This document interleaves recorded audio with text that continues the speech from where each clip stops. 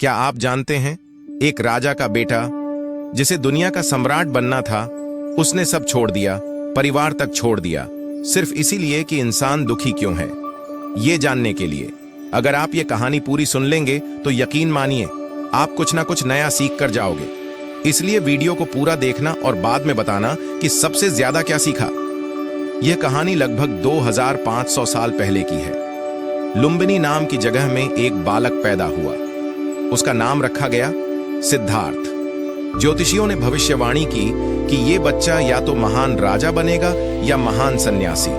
बात सुनकर राजा शुद्धोधन डर गए। वो नहीं चाहते थे कि उनका बेटा सन्यासी बने, इसलिए उन्होंने सिद्धार्थ को महल में ही कैद कर दिया।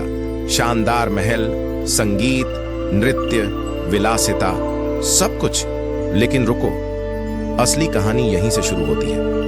एक दिन सिद्धार्थ ने महल से बाहर जाने की जिद की। चलो अब ध्यान देना। सिद्धार्थ ने एक बूढ़े आदमी को देखा जिसकी कमर झुकी थी, हाथ कांप रहे थे। सिद्धार्थ ने पूछा, ये क्या हुआ? साथ चल रहे सारथी ने कहा, राजकुमार, हर इंसान बूढ़ा होता है। उन्होंने एक बीमार आदमी देखा। ये क्यों ऐसा है? राजकुमार, बीमारी सबको होती है। उन्होंने एक मृत शरीर देखा। लोग रो रहे थे। सिद्धार्थ के पैरों तले जमीन खिसक गई। तो क्या अंत यही है? सारथी ने कहा। हां राजकुमार, उन्होंने एक सन्यासी देखा, शांति से चलता हुआ, चेहरे पर सुकून। सिद्धार्थ ने पूछा, ये कौन? राजकुमार, ये सन्यासी है जिसने दुख खत्म करने का रास्ता खोजा है। बस सिद्धार्थ के दिल में एक तूफान उठ चुका था। वो सोचने लगे, क्या जीवन का यही चक्र है? जन्म, बीमारी, बूढ़ापा, मृत्यु और बस। अब जो होने वाला था वो इतिहास बदलने वाला था।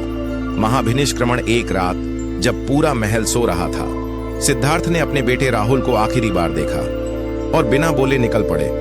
राज्य छोड़ दिया, ताज छोड़ दिया, परिवार छोड़ दिया, सिर्फ एक सवाल के लिए, दुख का असली कारण क्या है?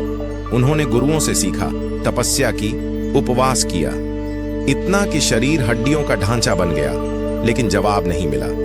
एक दिन निराश होकर वे एक पीपल के पेड़ के नीचे बैठे और कहा, जब तक सत्य न मिल जाए उठूंगा नहीं। दिन गुजरे, रातें गुजरी। आखिरकार 49वें दिन सिद्धार्थ को सम्यक ज्ञान मिला। अब वो सिद्धार्थ नहीं थे, वो बन चुके थे बुद्ध, यानी जागे हुए। अब बुद्ध दूसरे लोगों को दुख से बाहर निकाल रहे थे। उन्होंने बताया कि जीवन में दुख है, दुख का कारण तृष्णा है, इच्छाएं हैं, दुख का अंत संभव है और एक मार्ग है, अष्टांगिक मार्ग, जिसमें सही विचार, सही कर्म, सही ध्यान जैसी बातें आती हैं। उनकी बातें आग की तरह फैल गईं। राजा, व्यापारी, किसान, औरतें, बच्चे, हजारों उनके शिष्य बनने लगे। उन्होंने लड़ाई, भेदभाव, जातिपात सब खत्म कर दिया। उन्होंने कहा, घृणा से घृणा कभी खत्म नहीं होती, प्रेम से होती है।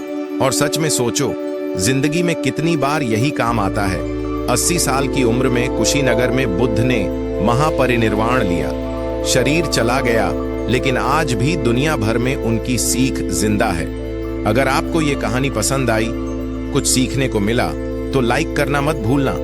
नीचे कमेंट में लिखना, मैंने सीखा, और सब्सक्राइब करके बेल दबा दो, क्योंकि ऐसी कहानियां आपको आपके जीवन से जोड़ती हैं।